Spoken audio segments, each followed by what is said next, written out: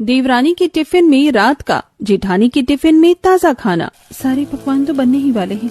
चलो अब जल्दी से सबके लिए चाय नाश्ते की व्यवस्था कर देती हूँ। सबको काम पर जाने पर देरी भी हो रही है। ये है काजल, जो एक नहीं दो नहीं बल्कि एक साथ 4 बर्नर वाले गैस चूल्हे पर 16 किस्म के अलग अलग पकवान एक साथ बना रही थी, जिनमें कड़ी चावल, पुलाव, चिकन करी, पालक पनीर और भी कई तरह के अलग अलग पकवान थे। तभी काजल चाय और पराठे बनाने लगती है। थोड़े समय बाद काजल की नंद रिया रसोई में आती है। भाभी, मैं आपकी कुछ हेल्प कर दूं? अरे नहीं नहीं रिया, सब कुछ बन चुका है, तुम बस बाहर जाकर बैठो। मैं 5 मिनट में सबका टिफिन और चाय नाश्ता लेकर बाहर आती हूँ। भाभी, कभी तो हमें आपकी हेल्प करने दिया कीजिए, आप अकेले कितना कुछ करते हो।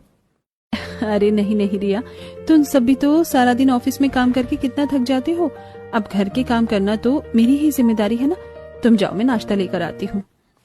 रिया बाहर चली जाती है। चलो, सारे पकवान तो बन चुके हैं, अब इन सारी पकवानों को टिफिन में पैक कर देती हूँ। तभी काजल एक नहीं बल्कि पूरे 15 टिफिन निकालती है। हर टिफिन के ऊपर एक सदस्य का नाम लिखा हुआ था। जिस जिसको जो जो खाना पसंद है उनके टिफिन में वो खाना डाल देती हूँ। तभी काजल सारे टिफिन में अलग अलग पकवान डालती जाती है। थोड़े समय बाद वो कई सारे पराठे और चाय लेकर बाहर आती है।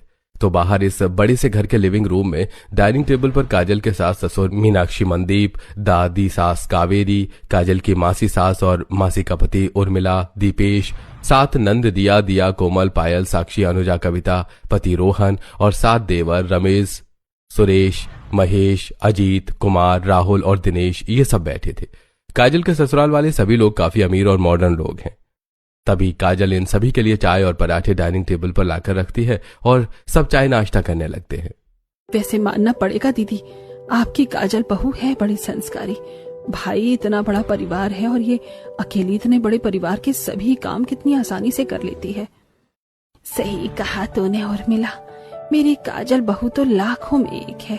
अरे हम तो रोज इसे कहते हैं कि बहू हमें भी घर के काम करने दिया कर, तू अकेली इतना सब करके थक जाती होगी। पर यह है कि हम में से किसी को भी कोई काम नहीं करने देती। भाभी, हम तो सारा दिन ऑफिस में इसी रूम में चेयर पर बैठकर काम करते हैं, फिर भी हमें इतनी थक